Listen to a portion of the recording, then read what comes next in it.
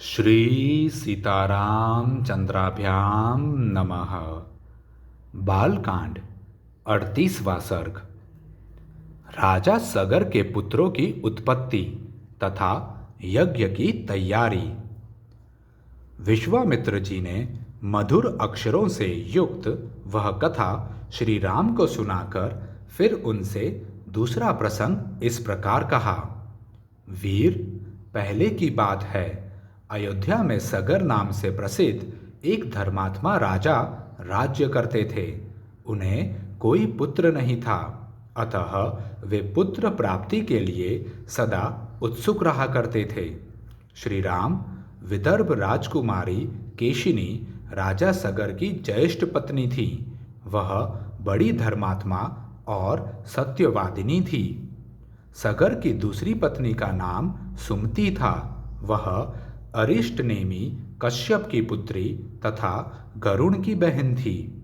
महाराज सगर अपनी उन दोनों पत्नियों के साथ हिमालय पर्वत पर जाकर भृगु प्रस्त्रवण नामक शिखर पर तपस्या करने लगे।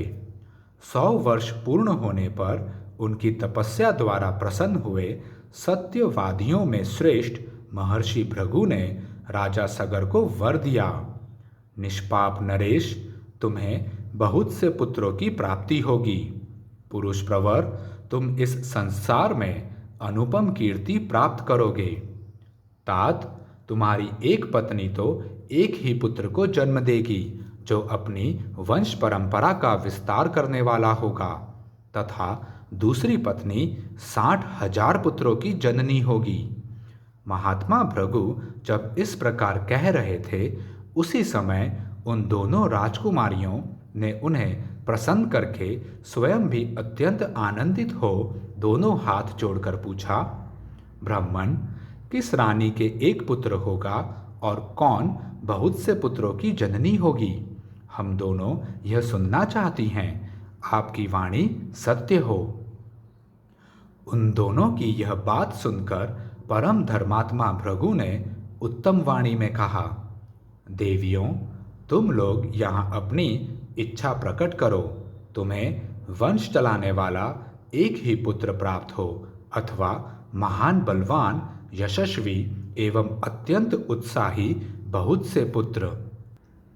इन दो वरों में से किस वर को कौन सी रानी ग्रहण करना चाहती है? रघुकुल नंदन श्री राम मुनि का यह वचन सुनकर केशिनी ने राजा सगर के समीप वंश चलाने वाले एक ही पुत्र का वर ग्रहण किया। तब गरुण की बहन सुमति ने महान उत्साही और यशस्वी 60,000 पुत्रों को जन्म देने का वर प्राप्त किया। रघुनंदन, तदंतर रानियों सहित राजा सगर ने महर्षि की परिक्रमा करके उनके चरणों में मस्तक झुकाया और अपने नगर को प्रस्थान किया।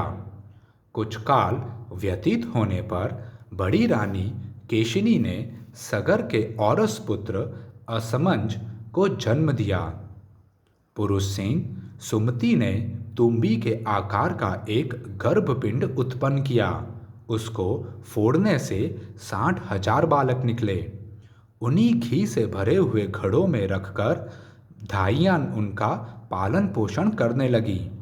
धीरे धीरे जब बहुत दिन बीत गए, तब वे सभी बालक युवावस्था को प्राप्त हुए।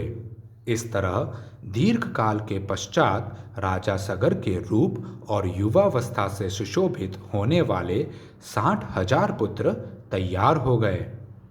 नरश्रेष्ठ रघुनंदन, सगर का ज्येष्ठ पुत्र असमंज नगर के बालकों को पकड़कर सरयू के जल में फेंक देता और जब वे डूबने लगते तब उनकी ओर देखकर हंसा करता। इस प्रकार पापाचार में प्रवृत्त होकर जब वह सत्पुरुषों को पीड़ा देने और नगर निवासियों का अहित करने लगा, तब पिता ने उसे नगर से बाहर निकाल दिया। असमंज के पुत्र का नाम था अंशुमान। वह बड़ा ही पराक्रमी, सबसे मधुर वचन बोलने वाला तथा सब लोगों को प्रिय था। नरश्रेष्ठ, कुछ काल के अनंतर महाराज सगर के मन में यह निश्चित विचार हुआ कि मैं यज्ञ करूं। यह दृढ़ निश्चय करके वे वेद वेत्ता नरेश अपने उपाध्यायों के साथ यज्ञ करने की तैयारी में लग गए। इस प्रकार श्री वाल्मीकि निर्मित आर्ष रामायण आदि काव्य के बालकांड में 38वां सर्ग पूरा हुआ। जय श्री राम।